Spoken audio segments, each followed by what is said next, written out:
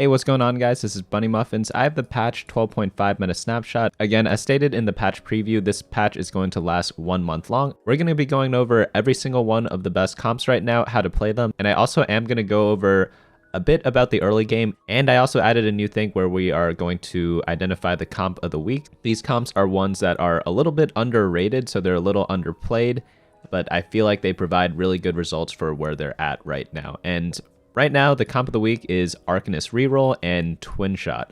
So we'll get into those later. In the S tier for now, we have Innovators and Socialite Irelia. Not really too much of a surprise there. Innovators did get nerfed, but because they are so flexible, you are able to play them a lot. Socialite Irelia, pretty much the same story. It doesn't have to be Irelia either. I see a lot of people playing Kha'Zix. I see a lot of people playing like a random legendary unit as a Socialite carry.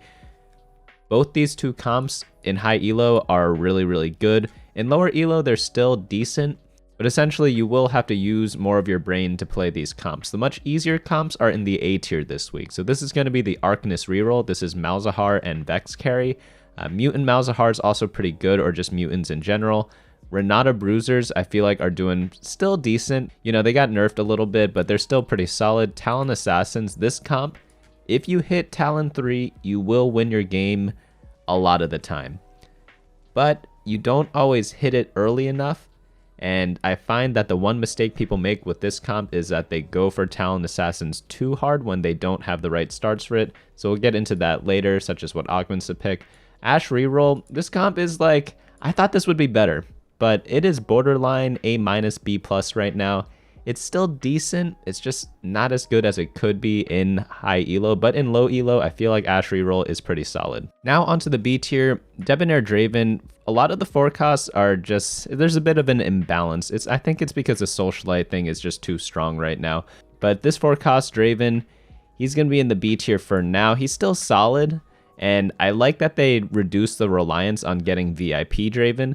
So that is one very welcome thing there. Syndicate Ahri is next. Again, another forecast, kind of not doing as hot as it should be. I feel like Ahri is just in that awkward spot where she doesn't have time to ramp up, because the games right now, in set 6.5, the fights last a very short time. Contrast that with set 6, where the fights lasted a really long time. Stuff like Morello Kaisa was really strong. You don't see Morello Kaisa anywhere in set 6.5. So the reason because of that is because the fights are much shorter. Syndicate Ahri is someone who needs a lot of time to ramp up, and that's why she is a little weaker. Twinshot, this is the second comp of the week. Yeah, they buffed the later parts of Twinshot. They buffed, I believe, 3, 4, and 5 Twinshot, and those Lucian builds, those Gangplank builds, they're actually hitting decently hard. You'd be very surprised at the results you get when playing this.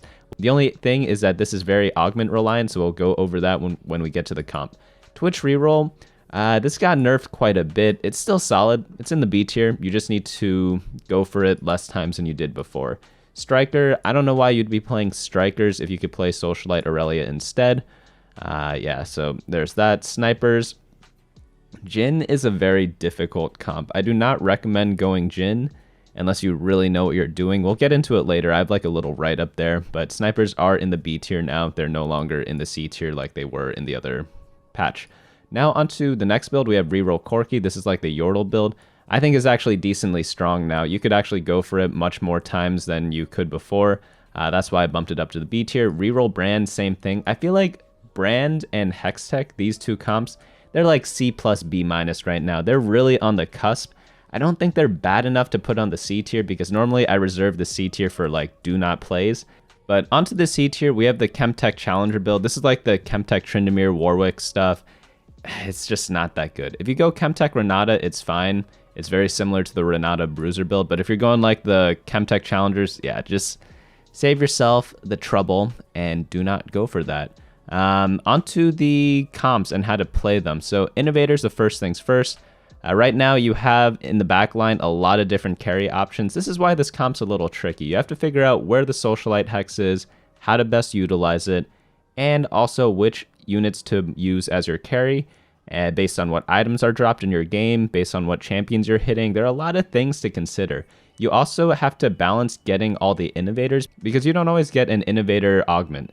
And that makes the comp a lot more difficult to play if you add on everything else we just talked about. So this composition, the results you get from this vary widely depending on how early you hit 5 Innovator. And before that, it varies widely based on how early you hit 3 Innovator. So you do have to keep that in mind when you're playing this comp. It is a little more difficult to play with. This goes for both the S tier comps. It's just a coincidence that that happened this week, in my opinion. But what you want to do in this comp, I feel like the primary thing, the only mandatory thing you need to do is get a Morellonomicon on Seraphine. I feel like it just adds a lot of value to the build. And whether you have the bear or the dragon, just put it front and center in most cases. If the Socialite Hex is in the front, definitely put it on there too. Jace and Senna are my other 2 options for carries. You could also use Jihn. I've seen Jihn Innovators be done before, but it's not as good as having a 2-star Jace or a 2 or 3-star Senna.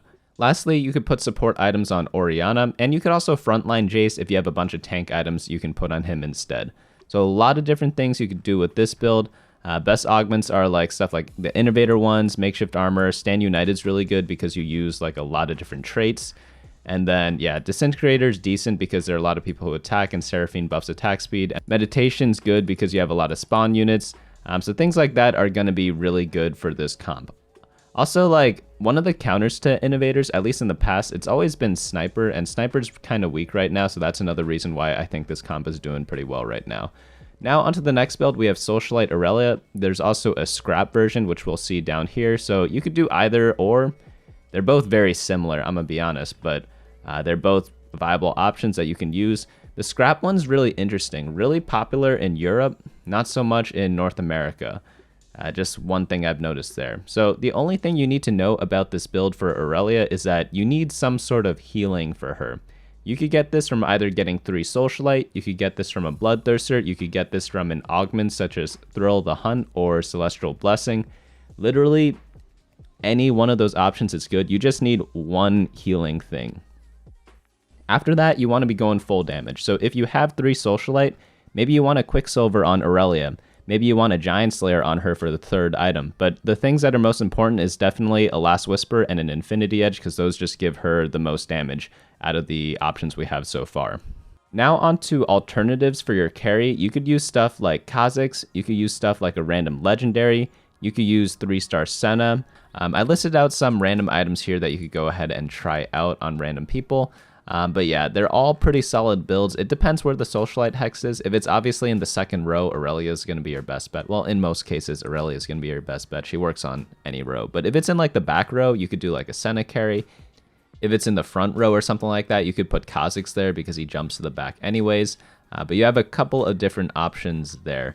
So now onto the A tier. We have the comp of the week. Again, these are the videos I normally do on the wow, you need to abuse these right now. But I don't always have time to make those videos, so I will highlight them as a comp of the week if I know about them. So the first one is Mutant Malzahar. This is super popular in Europe. I've seen it a little bit in Korea and a tiny bit in North America, but it's gotten the best results and most results in Europe.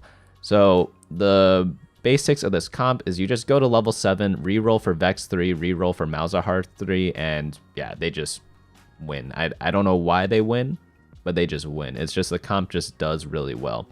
A lot of times you can't explain why a comp does well. They just kill everything, you know? Why was Kaisa good all of set 6? Well, she just killed everything. So same thing with this comp.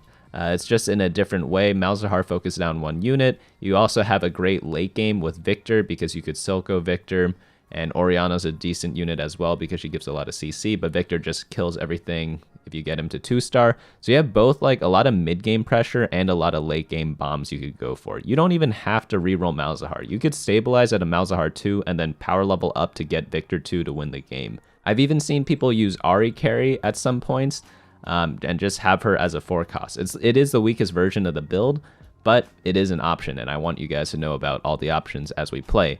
But the only really requirement you need for this comp is a good economy so that you could re-roll for both Vex and Malzahar. You end up playing Yordles at the start, so you want to do something such as Ziggs, another Yordle plus Vex in order to get a lot of the 3-star Vexes. But once you get 3-star Vex, you could go ahead and sell them and play the better Arcanist in the comp, such as Victor, Ahri, like things of that nature. So the only other thing you need to be aware of is sometimes you need to stabilize at stage 3-2 if you're at level 6, and roll until you get a Malzahar 2 or a Vex 2.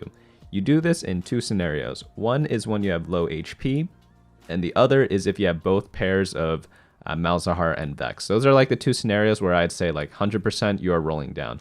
The other ones, it's like debatable or like don't do it at all. Another great thing about this comp is that it's pretty flexible. If you get like Arcanist spat, you want to drop it on your Morgana. If you get like Arcanist augments, you could go up to 6 Arcanists. You pretty much just need Malzahar, Vex, 4 to 6 Arcanists, and 1 more tank unit. The tank unit we typically use is Morgana because she's a 3-cost unit and is a solid tank. And since we're slow rolling at level 7, we can pick up Morgana 3 if we get a ton of them. She's not mandatory, but if you get it, you get it. The best augments in this build is Blue Battery, obviously, because we build blue buff on Malzahar. So like you could either get it from the augment or from the item. And then Meditation's really solid because we are a caster comp. A lot of different guys, their casts are pretty good. So Meditation's pretty decent. Celestial Blessing is good if you don't want to build a Hextech Gunblade. So again, whenever you are playing TFT, healing's pretty important on your carry, but you just need one source of it. It could be either from an augment, an item, or a trait. You don't really need more than one of them unless it's like not that much. But I'd say like Celestial Blessing 2 or 3 is enough to replace a Gunblade. If you have Celestial Blessing 1, it might not be enough. You might want to combine it with something else. After that, like obviously any Arcanist emblem's good, and then Archangels is pretty decent as well, especially if you get Victor. Onto the next build, we have Mutant Malzahar. We have like a long write-up on what to do for each Mutant buff. This is pretty static throughout the weeks, so if you have not read it yet, go on over to my website, bunnymuffins.lol, to check it out. But yeah, I'd say right now this comp isn't as strong as it could be because we're in a Giant Slayer meta right now, and Cho'Gath is a little weak to Giant Slayers because Colossuses or Colossi have a lot of health.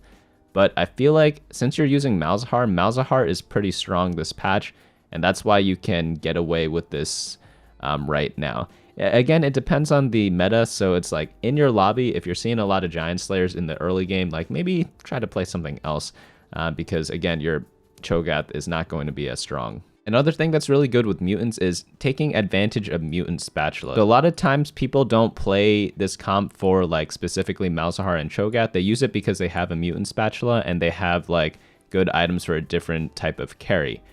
For example, if you get the mana reduction one, running Renata with the Mutant Spatula is a pretty good idea. If you get the Hyper Adrenal Glands one, going like an AD carry, like I think I've seen like Draven on Mutant do really, really well. There are a lot of like random attack damage carries you could use. There are a lot of like random AP carries you could use. It really just depends on what the buff is in order to use that spatula to the fullest. Oh, another thing, if you get underdogs, this comp becomes like exponentially stronger because Cho'Gath is always gonna, or almost always gonna be an underdog. So he's gonna be healing a ton of health. So you really just want it. There's not really much else to say about that. Next up, we have Renata Bruiser. This is like the classic comp of like easy to hit, easy to play, pretty solid overall. They did nerf it a bit, but it's still pretty good. I still have it in the A tier right now. I feel like, yeah, because it's so easy to play because you're playing Bruiser start most of the games anyways, you really only need 2 items, so it's not item dependent at all. Like, what more can you ask from a team composition in Teamfight Tactics? It's definitely forcible in a lot of your games, so we're going to skip over it because we already went over it a lot of times before. Next up, we have Talon Reroll. This is the most interesting comp, I would say, because it is the most swingy. When you hit Talon 3 with good items relatively early, like, you will win the game. There's just no ifs, ands, or buts about it. But you can't go for this comp that often. That's the only weakness of this. Because 1, you do need the VIP Talon. 2, you want good augments. 3, you need to hit Talon 3 relatively early. And 2-cost rerolls are very awkward because they don't provide like that much power, and sometimes you don't hit them on time. So compare that to a 1-cost reroll where you pretty much always hit the 1-cost reroll, or you compare it to a 3-cost reroll where getting the 2-star stabilizes you a lot more than a 2-cost carry. That is why sometimes playing a 2-cost carry can be like a little weird. But again, if you hit this comp, you're going to be winning a lot of your games. The most important augments are just like more assassin spatulas. Getting like, I think it's like the Mana Reeve assassin one, I forget what it's called, is pretty good too. Any of the Debonair ones, such as like Very VIP, that one's really good. And then after that, it's like anything that buffs your Talon is going to be great because you can put him in the front line or back line. So pretty much any of the plus stat ones based on positioning are really good for him. Next up, we have the Syndicate Ashe reroll. Again, it's a 2-cost carry comp. I feel like this one, it is like, it should be performing better than it is right now, I feel like. The reason is because the strength of this comp depends on how many people go for this build. Some games you have like 2 different players going for Ashe, in which case it's not going to be that strong. But if you're solo playing Ashe, it's going to be really, really good because you're going to hit the Ashe really early. It also depends on how contested Morgana is. There's a big difference between Morgana 2 and Morgana 3, and Morgana is in a lot of different comps right now. She's pretty much like the Janna of the new set, I would say. She's like played in a lot of different comps as like a pretty like good unit. She's not like the shining star. She's just like a pretty good unit for what she does. But to play this comp, it's pretty easy. You reroll at level 6 for Ashe 3, then level up to 7, reroll for Morg 3. Ashe items, like pretty much any attack damage and attack speed item will do. It could be a Last Whisper, Giant Slayer, Rageblade, Deathblade, IE, Runons, Bloodthirster, Hand of Justice, Quicksilver. Like, you just want to get 3 items on her. You can even Portable Forge another item. And then as for the augments, obviously Sniper and Syndicate ones are good. Disintegrators, decent. Weak Spots, okay. Celestial Blessings, good, because sometimes the Syndicate healing isn't that much. And then Woodland Trinket also has been performing pretty well for this, but that one's a little rare. Another one that's pretty good, I believe it's called like Titanic Force. It's the one where you deal damage based as a % of your health. And since you're going for a 3-star, it's good in pretty much every reroll build. So on to the next build, we have Debonair Draven.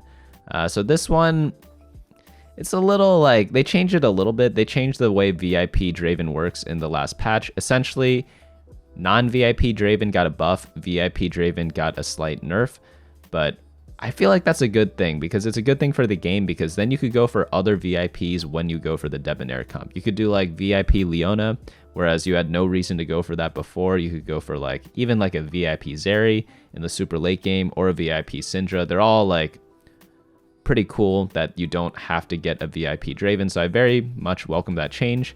But overall, this comp is in the B tier just because it's not getting amazing results, but it's not a bad comp, you know? Like most 4-cost comps, they're always like playable. They're not like complete trash most of the times. But essentially all you have to do is standard leveling, try to get like decent augments for him. Weak Spot I feel like is the best non like trait related one. Stand United's pretty good because you can mix a lot of the champions up and you don't have to play the units you see on the board right now. You can play like so many different versions of Draven. You could go for 3, 5, and 7 Debonair. All 3 of those versions are pretty good.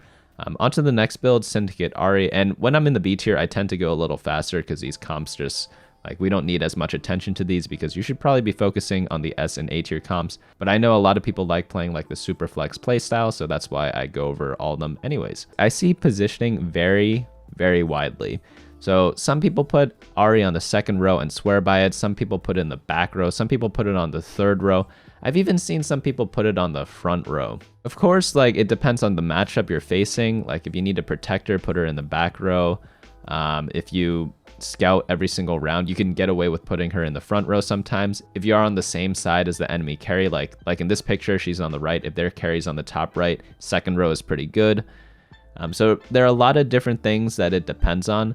Some people like doing like the healing Ahri build. Some people like doing the full DPS Ahri build. Some people even like doing a Morello Ahri build right now. I don't think there's like a consensus of like the best Ahri build right now.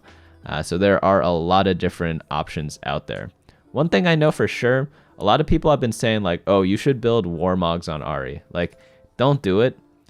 It's like a bait. I know like Mortdog said it was good or something like that, but it really isn't. No one builds it and does well with it that I've seen. And it's been like 2 weeks since he said that, I believe. And yeah, just don't do it, because I saw a few comments out there talking about Warmogs Ahri. It's not that it's like completely horrible, but it's just not better than having just like flat out more damage on her.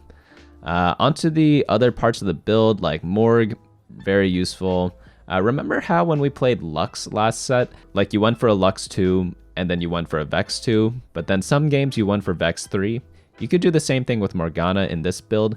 You go for the Ahri 2, you go for the Morgana 2, and if you only have Morgana 2, you're fine, you know? But you do have the option of going for Morgana 3 if you have a lot of copies of her. So that's just one thing I would say to keep in mind for this comp. But overall, you just like do standard leveling, and you could go like level 9, you could itemize Victor.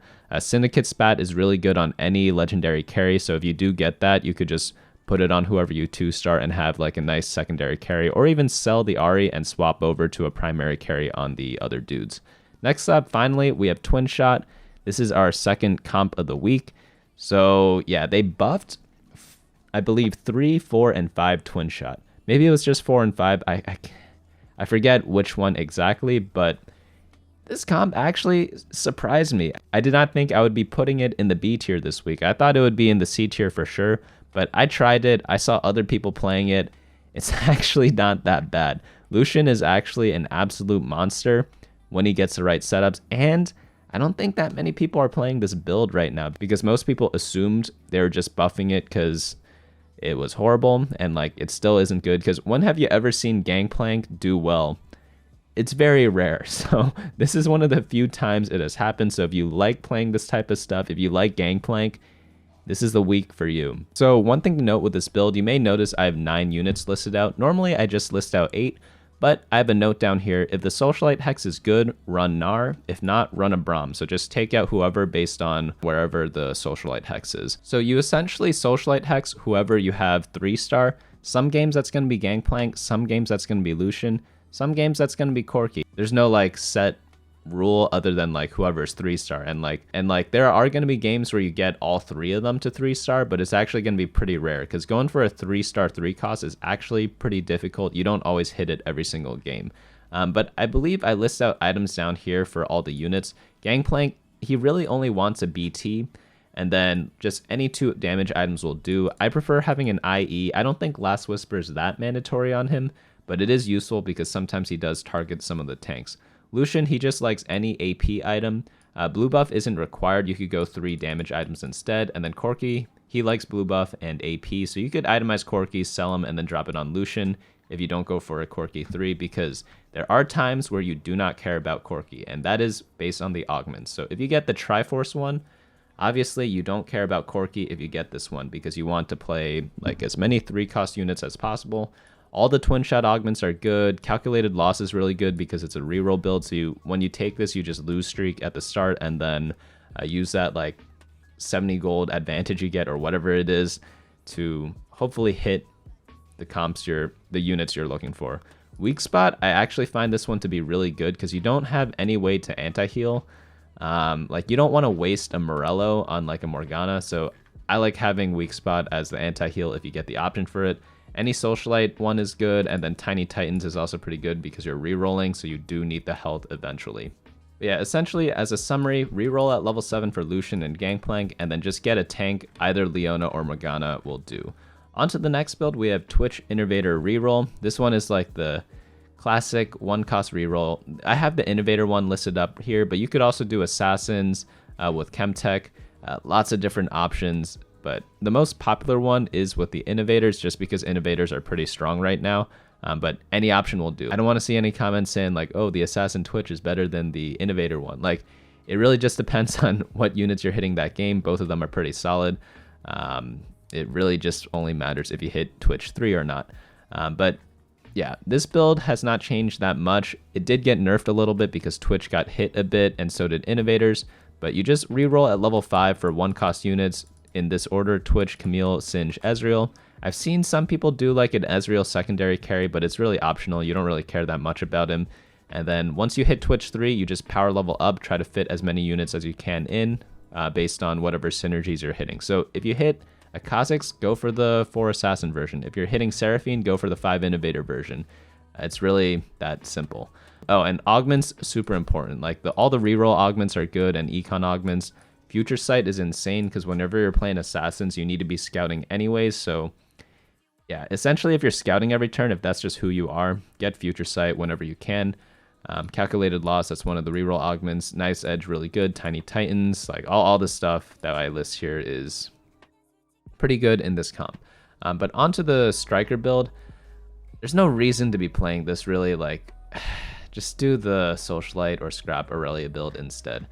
Sniper Jihn, like until Sivir gets better, there's no reason to run the Striker build, you know? Sniper Jihn, it's finally up into the B tier. So you have two options on this positioning here. You could run Silco behind the Morgana and Braum, or you could put Silco behind Orianna and Zyra. It really depends on who you're facing, whether you need frontline CC or backline CC. If you need backline CC, obviously Silco the Zyra, but if you need frontline, Morgana and Braum are fine.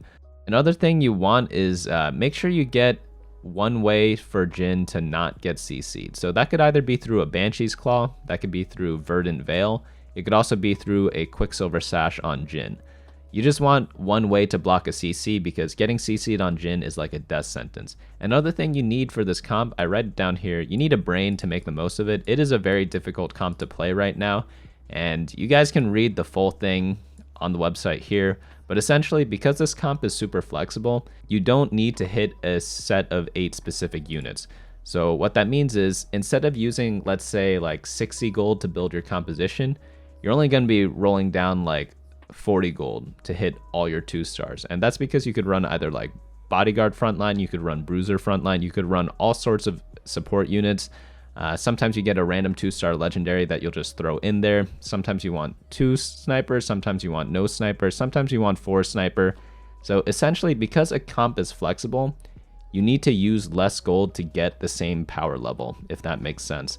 Whereas if you compare it to something like, the only thing you're flexing is like whether you go for Morgana or Leona 3-star, is like, it's a pretty big difference, you know? So those comps are going to cost a lot more gold to make.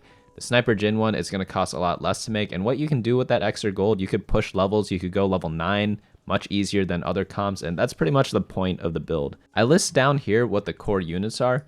It's just Jihn and Orianna.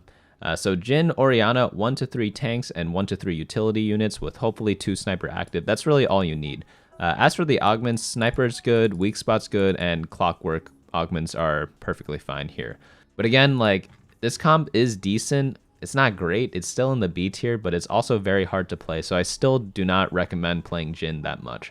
On to the next build, we have Yordle Corki. Yordles are finally not in the C tier. I think it's because they buffed it a little bit. You have the option of like putting Corki in a lot more builds now because of the Twinshot buff if you go to like 3 or 4 Twinshots. But essentially, the only worry I have right now is that Vex is going to be contested because a lot of people are going to be doing the Arcanist build. So that's why this comp can't really be pushed to like the A tier or even like the high parts of the B tier. But it's pretty simple to play. That's the one plus side to this. You just need a lot of Yordles. Like, reroll at level 6, get Corki 3-star, and then do whatever else you want after that. One thing to note, you don't need Poppy and Ziggs 3. You could always hit Corki 3 and then just run like 3 Yordles. You don't have to go 6. 6 is more fun, but like sometimes we want to win. We don't always want to have fun. Like Veigar is pretty optional, I would say. Onto the next build, we have Reroll, Brand, or Zyra. I've seen both of them work. It's still not that great of a comp, but it is playable. It is certainly better than it was last week. That is definitely for sure. The only thing you really need is a blue buff. Blue buff or blue battery. Items for Brand, a lot of them can vary. You could do stuff like full damage like you see here. You could go for like healing augments if you do this. You could run a Hextech Gunblade if you don't have the healing augments. There's also like a lot of different things you could run in the front line. You really just need 2 Arcanists, 3 Debonair. At least. Sometimes I like going 5 Debonair, sometimes I like going 4 Arcanists, sometimes I like going 6 Arcanists. It really depends on what you're hitting that game and what you're 2-starring and 3-starring. So you do have to look out for that as you are rolling down. You also need VIP Brand. He is just not a unit if he's not VIP'd. But to play this comp, slow roll at level 5 for Brand 3-star. Level up, you could get Syndra 3 if you have a lot of copies of her. Could pick up Leona at level 7 if you want. But it's as many like 3-stars as you want, and also based on whatever you're hitting. You do have to be careful because you don't want to be going for too many 3-stars and then you run out of room on your bench. So there is a bit of bench management. I feel like that's like the hardest part of this build. Next build we have up is the Hextech build. They did buff this slightly, but then they nerfed other parts of it. So it's really not like at the 4 cost level I would expect it to be yet. So like Draven, Sivir, and Ahri, and Jihn, they're definitely lacking right now. It's definitely not a 4-cost meta, and I'm fine with that because I feel like 4-cost metas, we've had that like the entirety of TFT, so having some like differences is very well and welcome. But essentially, you just go for 6 Hextech, get a Static Shiv on Sivir, Quicksilver's decent, Guinsoo's decent. You could also go triple damage and then just buff up Sivir's attack speed as much as possible. Alistair's also a little weaker right now because, again, we're in a Giant Slayer meta, so it's not going to be as good or as tanky as he was in non-Giant Slayer metas. But yeah, I did like a 5-hour video on this, so you guys can check that out in your free time if you want to learn more about it. Into the next build, we have C tier. This is like the only comp I would say don't play. Chemtech Tryndamere. Just don't do it. You could play like Renata Chemtech with like Bruisers, but that's essentially what the 4 Bruiser build is, so it's not anything new. But yeah, this is the only comp I would avoid right now.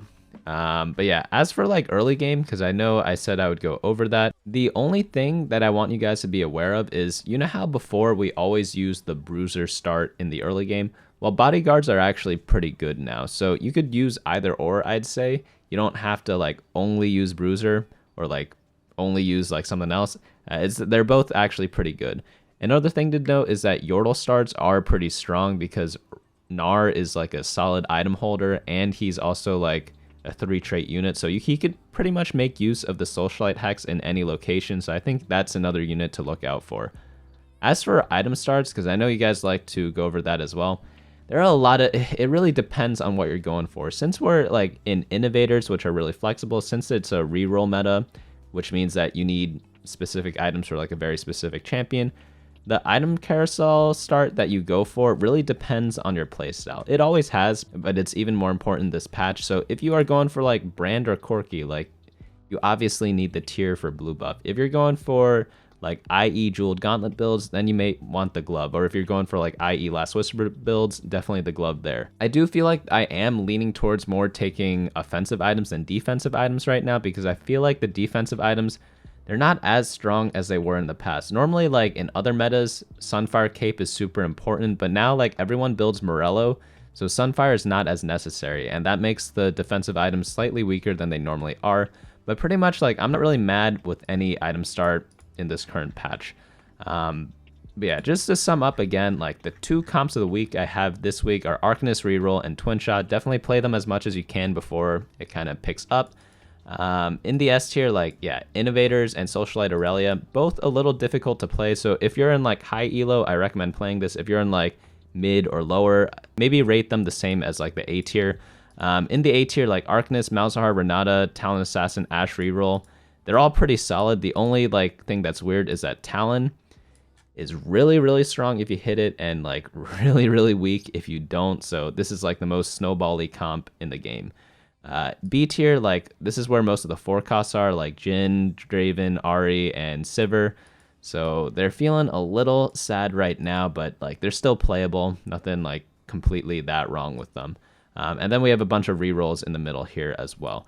So lots of different comps this patch. This might be like, at least so far, one of the more like even strength patches I found. Like we normally have like a lot more comps in the C tier is what I'm trying to say. Like yeah, there are 2 S tier comps and then everything else is like beneath that for sure. But I feel like so far, at least in the beginning, because of course metas develop the longer you play them. But right now in this week, I feel like things are going to be pretty balanced. But let me know your thoughts in the comments down below, and also subscribe if you have not already for more TFT videos. I will be coming out with a leveling guide this week. I will also be coming out with like a reroll only video, and yeah, just keep a lookout for that. I will see you all later.